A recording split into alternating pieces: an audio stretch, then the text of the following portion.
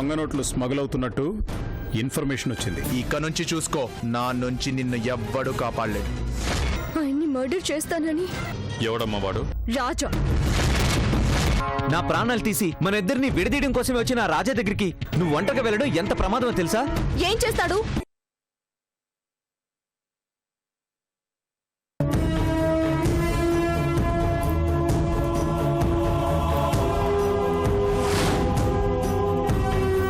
రాజా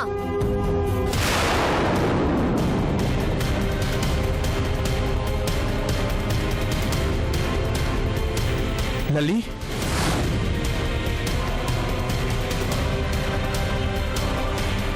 అన్నా ఆపుతుంటే ఆకుండా వచ్చిందన్నా. సర్లే నువ్వు వెళ్ళి.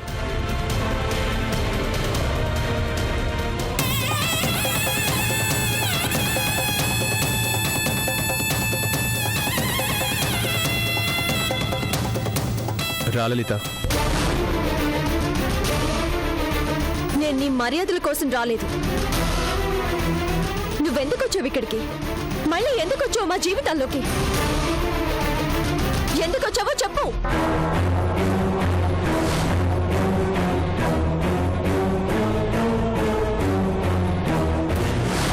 నా భర్తని చంపడానికి వచ్చావు అంతేగా? ఎందుకు చంపాలనుకుంటున్నావు? నీకేం ద్రోహం చేశాడని? నీకు ఫ్రెండ్షిప్ చేయడం చేత కాదు, ప్రేమించిన మనిషితో ప్రేమగా మాట్లాడటం చేత కాదు. తప్పులన్నీ నువ్వు చేసి ఆయన్ని శిక్షించాలని వచ్చావా? నేరం నువ్వు చేసి నిన్ను బయటకు తీసుకురానందుకు చంపుతావా? ఒక నేరస్తుని ప్రేమించి మోసపోయి బాధపడుతుంటే నా మెడలో తాళి కట్టి నా భర్తగా నాకు జీవితాన్ని ఇచ్చినందుకు చంపుతావా?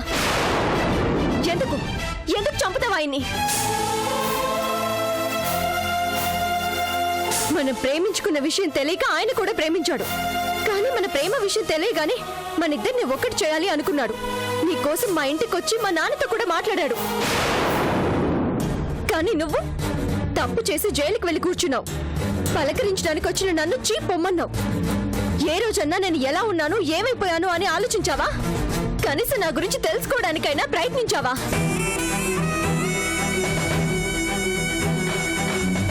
నీదొక ప్రేమ, నువ్వొక మనిషివి. ఆయన నీలాగా కాదు, దేవుడు. కాబట్టే నిన్ను ప్రేమించానని తెలిసినా, నీ కోసం ఆయన్ని అంతగా బాధ పెట్టినా అవన్నీ మర్చిపోయి మా నాన్న అడగగానే కాదనకుండా నా మెడలో తాళి కట్టారు. ఈ రోజుకి నీ గురించి నా దగ్గర ఒక్క మాట కూడా తీసుకురారు. అలాంటి ఆయన్ని చంపాలని వచ్చావా? చూడమ్మా,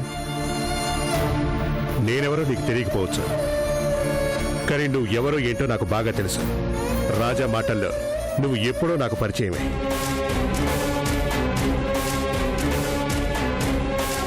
ఏంటమ్మా అంటున్నా? ప్రేమ గురించి రాజాకు చెప్తున్నావా? ప్రేమించడం ఎలాగో రాజాకు నేర్పిస్తున్నావా? ప్రేమ మనిషి అయితే అది రాజాలాగే ఉంటుందమ్మా. ప్రేమించడం రాజాకి తెలియకపోతే, నీ మీద తనకి ప్రేమే లేకపోతే ఈ పాటికే నీ నుదుటన బొట్టుండేది కాదు, నీ భర్త నుదుటన బుల్లెట్ ఉండేది. శంకర్ వద్దు, తన్ని మాట్లాడినివ్వు. ఏంటి రాజా నువ్వు కూడా తను అలా మాట్లాడుతుంటే? వద్దు శంకర్, దయచేసి ఈ విషయంలో మీరెవరూ మాట్లాడద్దు. నిజమే, నాకు ప్రేమించడం తెలీదు. అందుకే నీ కోసం పిచ్చివాడినైపోయాను. నాకు స్నేహం చేయడం తెలీదు. అందుకే స్నేహం కోసం నా ప్రేమని త్యాగం చేయాలనుకున్నాను.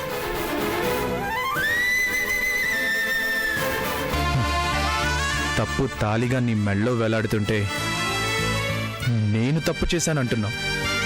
పర్వాలేదు, అనే హక్కు నీకెప్పుడూ ఉంది. పడే అభిమానం నాకిప్పటికీ ఉంది. చాలు, నటించింది చాలు. నీ మాయ మాటలు నమ్మి మోసపోవడానికి నేను అప్పటి లలితని కాదు. నాకు తెలుసు, అటు తిరిగి ఇటు తిరిగి ఆయన్నే తప్పుడు వాణ్ణి చేస్తావని. ఆయనకి నీలా మోసం చేయాల్సిన అవసరం లేదు, తప్పు చేయాల్సిన అవసరం అసలే లేదు. అలాంటి ఆయన మీద నీకెందుకు పగ? నీకేదైనా కోపం ఉంటే నా మీద ఉండాలి. నేను ప్రేమించి తప్పు చేసింది నేను కాబట్టి నువ్వు చంపాలి అనుకుంటే నన్ను చంపాలి. నిన్ను కాదని ఆయనతో తాళి కట్టించుకుంది నేను కాబట్టి. నా మీద కోపంతో ఆయన ఎందుకు బలి తీసుకుంటావు? నీకు చంపాలి అనుంటే నన్ను చంపు. నీ కసి తీరా కొట్టి చంపుతావో నరికి చంపుతావో అది నీ ఇష్టం. ఏంటండి మీరు మాట్లాడేది? ఆ మనిషిని మనసుని అర్థం చేసుకోలేకపోయారు కాబట్టే మీ జీవితంలోకి మరొకరు వచ్చారు. ఇప్పటికీ రాజా మంచితనం మీకు అర్థం కాలేదు కాబట్టే ఇలా వచ్చి మాట్లాడుతున్నారు. ప్రేమించడం చేతకాంది ఆయనకు కాదండి, మీకు.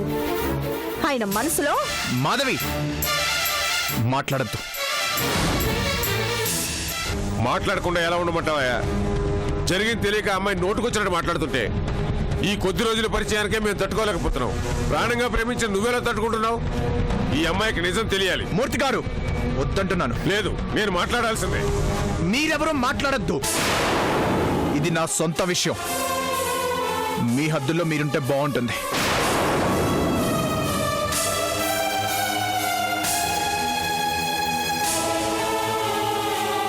చూడు, నువ్వు నా మనసుకి చేసిన గాయాన్ని ఇప్పుడిప్పుడే మర్చిపోతున్నాను.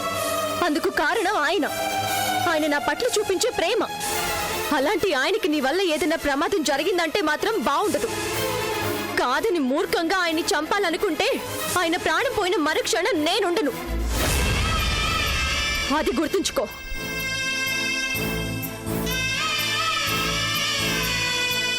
చూడు, నిన్ను ప్రేమించిన పాపానికి అనుభవించిన నరకం చాలదు. చావు కూడా బహుమతిగా ఇస్తాను అంటే అలాగే ఇవ్వు.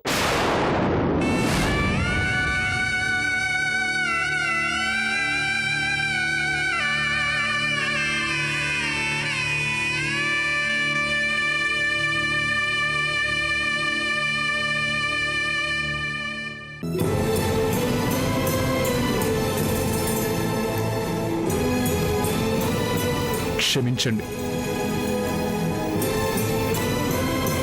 నిజం మీ నోరు దాటి బయటకొస్తే పోగొట్టుకున్న నా జీవితం తిరిగి రాదు. సంతోషంగా వెళ్తున్న తన జీవితం నాశనం అయిపోతుంది. కన్నీళ్లకి ఓదార్చే చేతులు కావాలి, కానీ కన్నీళ్లకు కన్నీళ్లే కారణం అవ్వకూడదు. అందుకే మిమ్మల్ని అంత మాట అనేశాను. నన్ను క్షమించండి. రాజా, లే రాజా, ఏంటిది? చచ్చా,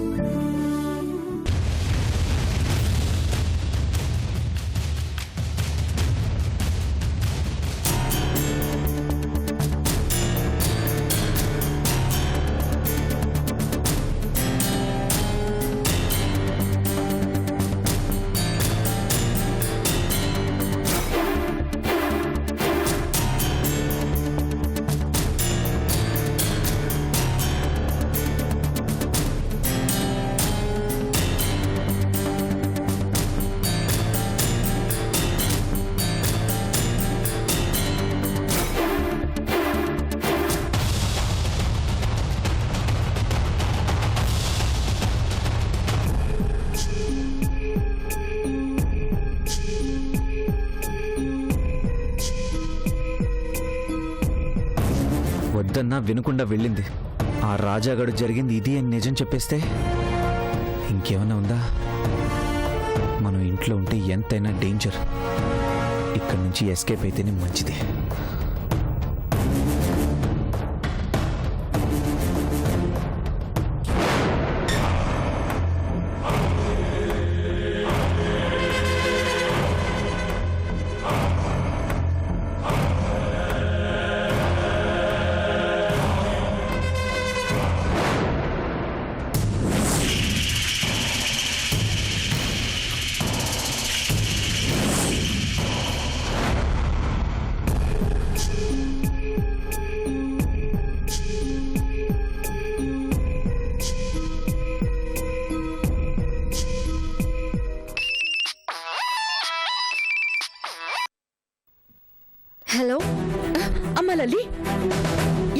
వెళ్ళావు? ఇప్పుడే ఇంటికి వచ్చాను మమ్మీ. ఏంటమ్మా నువ్వు అలా ఒక్కదానివే వెళ్ళిపోవటమేనా? ఇక్కడ మేము ఎంత టెన్షన్ పడ్డామో తెలుసా? మీరెందుకు మమ్మీ టెన్షన్ పడ్డాం? టెన్షన్ పడాల్సిన వాళ్ళు పడాలి కానీ. టెన్షన్ లేకుండా ఎలా ఉంటుందమ్మా? ఆ రాజా అశోక్ మీద కక్షతో వచ్చాడంటే నువ్వు కనిపిస్తే నిన్ను మాత్రం వదులుతాడా? చంపాలని వచ్చిన వాడికి ఒంటరిగా నువ్వు కనిపిస్తే కోరి చావుకి ఎదురు వెళ్ళినట్టే కదమ్మా. ఇంతకీ ఆ రాజాని కలిసావా? కలిసాను, మాట్లాడాను. కలిసావా? ఏమన్నాడు? ఏమ్మా, నీకేం ప్రమాదం లేదుగా? వాడు నిన్నేం ఇబ్బంది పెట్టలేదు కదా?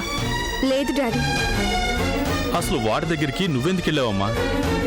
నేరాలకు అలవాటు పడ్డవాడు, ఇన్ని రోజులు నేరస్తుల మధ్య బ్రతికిన వాడు. అలాంటి వాడి దగ్గరికి అలా ఒంటరిగా వెళ్ళిపోతే ఏదైనా జరగరాని జరుగుంటే? ఏం జరుగుతుంది డాడీ? ఏం చేస్తాడు? అయినా నీకంత మొండితనం ఎందుకమ్మా? అలాంటి వాళ్ళకు కూడా భయపడితే ఎలా డాడీ? సరే, ఇంతకీ వాడేమన్నాడు? అతనేం అనలేదు. అనాల్సినవన్నీ నేనే అనేసి వచ్చాను.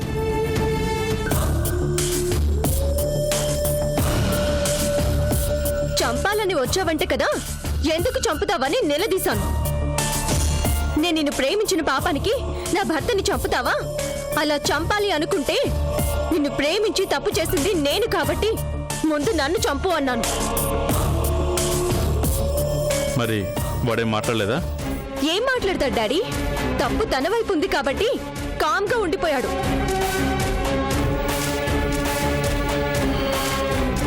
ఇంకే ఇబ్బంది ఉండదుగా? ఏ ఇబ్బంది ఉండదు. ఇక అతని గురించి మనం ఆలోచించాల్సిన అవసరం కూడా లేదు. ఇప్పుడు నాకు కాస్త ప్రశాంతంగా ఉందమ్మా. సరే, జాగ్రత్త. ఉంటాను. Bye daddy.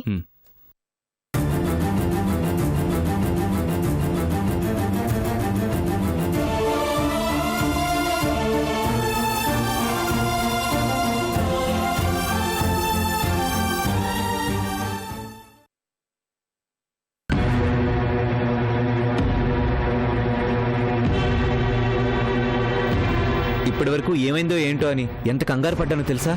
తప్పు చేసిన రాజే కంగారు పడాలి గాని ఏ తప్పు చేయని మీరెందుకండి కంగారు పడాలి? ఇంతకీ ఏమన్నాడు? ఇప్పటికీ మీరేదో తప్పు చేసినట్టు నన్ను నమ్మించాలని చూశాడు. మాట్లాడే అవకాశం నేనే ఇవ్వలేదు. మీకేదన్నా చెడు చేయాలని చూస్తే బాగుండదు అని గట్టిగా చెప్పొచ్చాను. నా కోసం నువ్వు ఇంత రిస్క్ చేయడం అవసరమా లల్లి? మరి నా భర్త ప్రాణాలను తీయాలని వస్తే చూస్తూ ఊరుకోమంటారా? రాజా వల్ల బాధపడుతున్నప్పుడు నన్ను ఓదార్చింది మీరు. అలాంటిది నా మీద కోపంతో మీ మీద పగబడితే కామ్గా ఎలా ఉండమంటారు? పోన్లే, ఇంక వాడి విషయం వదిలేద్దాం. వాడి గురించి మాట్లాడుతూ ఉంటే మనసంతా ఒకలా అయిపోతుంది. ఎంతైనా ఒకప్పటి స్నేహితుడు కదా. నీలో ఈ మంచితనం అర్థం చేసుకోలేకనేనండి రాజా అలా తయారయ్యాడు. చంపాలని వచ్చాడని తెలిసి అతని స్నేహాన్ని ఇంకా గుర్తు పెట్టుకున్నారే, అదేనండి మీ గొప్పతనం. స్నేహాన్ని ప్రేమని మనం మర్చిపోవాలన్నా మనసు మర్చిపోనే వదిలల్లి. సరే, ఇంకా టాపిక్ వదిలేద్దాం. టెన్షన్తో బాగా అలసిపోయినట్టున్నావు, వెళ్ళి ఫ్రెష్ అవ్వు.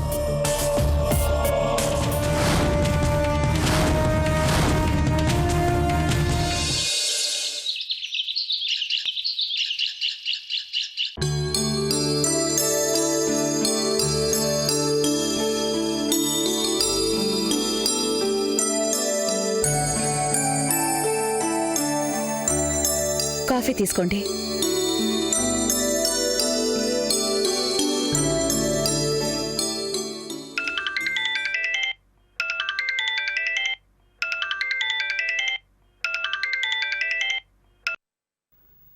కృష్ణ, చెప్పు. చూస్తున్నానమ్మా, ఇంకా సైన్ చేయలేదు. చూశాక సైన్ చేసి పంపిస్తానులే. ఎవరండి? మన కృష్ణేనా? లేదర్చన, కొత్తగా వచ్చిన మన సైట్ సూపర్వైజర్. కృష్ణేమో అనుకున్నాను. అయినా వాడేంటి ఈ మధ్య ఫోన్ చేయడం కూడా తగ్గిపోయింది. సరే, కృష్ణ అంటే బిజినెస్ పనుల్లో బిజీగా ఉండొచ్చు. కానీ సూర్యకి ఏమైందండి? ఇంట్లోనే కదా ఉంటుంది. ఇంతకు ముందు రోజుకు ఒక్కసారైనా ఫోన్ చేయకుండా ఉండేది కాదు. అలాంటిది ఈ మధ్య ఫోన్ చేయడమే మానేసిందండి. ఎలా ఉన్నారో ఏంటో. దూరంగా వెళ్తే మనుషుల మధ్య దూరం పెరుగుతుంది అనుకున్నాను, కానీ మనసుల మధ్య కూడా పెరుగుతుందని ఇప్పుడే అర్థమవుతోంది. అర్చన, అలా అని ఎందుకు అనుకోవాలి? ఫోన్ చేయలేని పరిస్థితిలో ఉండుండొచ్చు కదా. ఫోన్ కూడా చేయలేని పరిస్థితులు ఏముంటాయండి? మనసులో అభిమానం ఉండాలి, కానీ మాట్లాడడానికి కూడా టైం లేకుండా పోతుందా?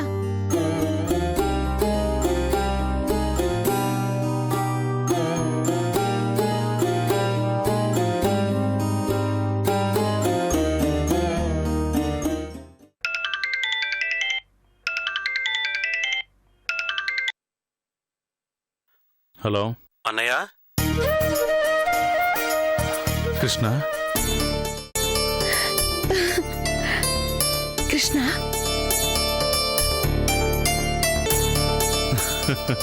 నీకు 100 ఇప్పుడే మీ వదిన నేను నీ గురించే మాట్లాడుకుంటున్నాం. అబద్ధం చెప్పకన్నయ్య. మాట్లాడుకుంటున్నాం కాదు, తిట్టుకుంటున్నాం అని చెప్పు. కరెక్ట్ చెప్పావురా. ఏరా, ఫోన్ కూడా చేయలేనంత బిజీ అయిపోయావా? అంటే వర్క్ వల్ల కుదరలేదన్నయ్య. రే, నాకు తమ్ముడు అంటూ నువ్వు ఒక్కడవే. మీ వదినకి చెల్లి అంటే సూర్య ఒక్కతే. దూరంగా వెళ్ళిపోయాం కదా అని మాటలకు కూడా మిమ్మల్ని దూరం పెడితే ఎలారా? సర్లే, ఎలా ఉన్నారు? సూర్య ఎలా ఉంది? చందు ఎలా ఉంది? అందరం బాగున్నాం అన్నయ్య. ఇన్ని రోజులు ఇలా ఫోన్లో మాట్లాడుకోవడం తప్ప ఎదురెదురు చూసుకుని మాట్లాడుకుని ఎన్ని నెలలైందిరా. మిమ్మల్ని చూడాలని ఎంత ఆశగా ఉందో తెలుసా? మాకు అంతే ఆశగా ఉందన్నయ్య. మరి సూర్య వాళ్ళందరినీ తీసుకుని వచ్చేచ్చు కదరా. తప్పకుండా వస్తానన్నయ్య. ఎప్పుడు? రే, నువ్వు వస్తాను అంటుంటే వెంటనే వచ్చేస్తావు అన్నంత ఆశగా ఉందిరా. వచ్చేస్తానన్నయ్య. కాకపోతే కొంచెం టైం పడుతుంది. కొంచెం టైం అంటే నీ లెక్కలో ఎన్ని సంవత్సరాలు? 1 2? అంత టైం పట్టదులే అన్నయ్య. సరే, ఎప్పుడు వస్తున్నారో కరెక్ట్గా చెప్పు. ఇంటి బయట కారేదో వచ్చినట్టుంది చూడు.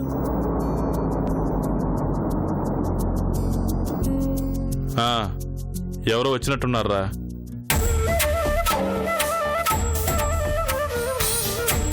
రే, నీకెలా తెలుసురా?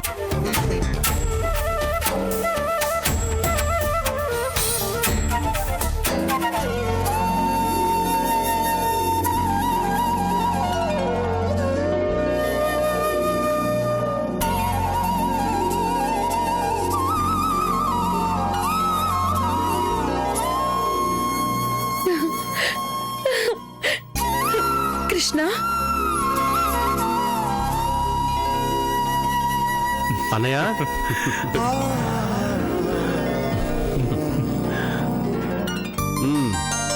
ఏంటన్నయ్య త్వరగానే వచ్చేసానా?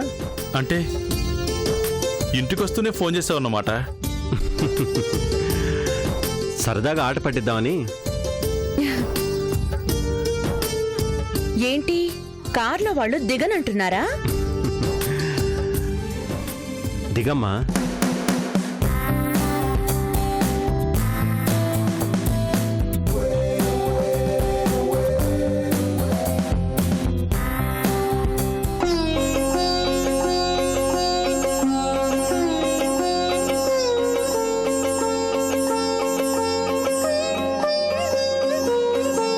చందు,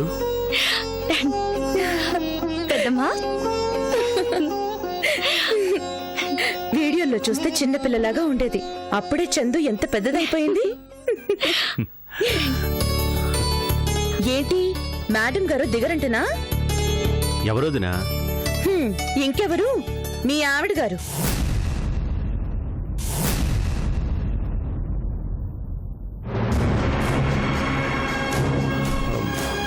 సూర్య రాలేదు వదినా. అదేంట్రా, మీరొచ్చి తను రాకపోవడం ఏంటి? మమ్మీ రాలేనంత బిజీ పెద్దనాన్న. సొంత వాళ్ళని చూడలేనంత బిజీ ఏంటో. ఎక్కడొదినా సోషల్ యాక్టివిటీస్లో పాల్గొంటుంది. ఎప్పుడు ఆ పనుల్లోనే బిజీగా అటు ఇటు తిరుగుతుంటుంది. తన ఇంట్లో ఉండి మాకు కనిపించే చాలా రోజులైంది. అదేంట్రా? క్యాన్సర్ పేషెంట్స్ కోసమని, ఆర్ఫన్స్ కోసమని మమ్మీ తిరిగేది మంచు పళ్ళ కోసమే. కాకపోతే ఆ గొడవల్లో పడి మమ్మల్ని మర్చిపోయింది. సరే, ముందు ఇంట్లోకి వెళ్దాం పదండి. రారా రండి. రారా, కూర్చో. కూర్చో.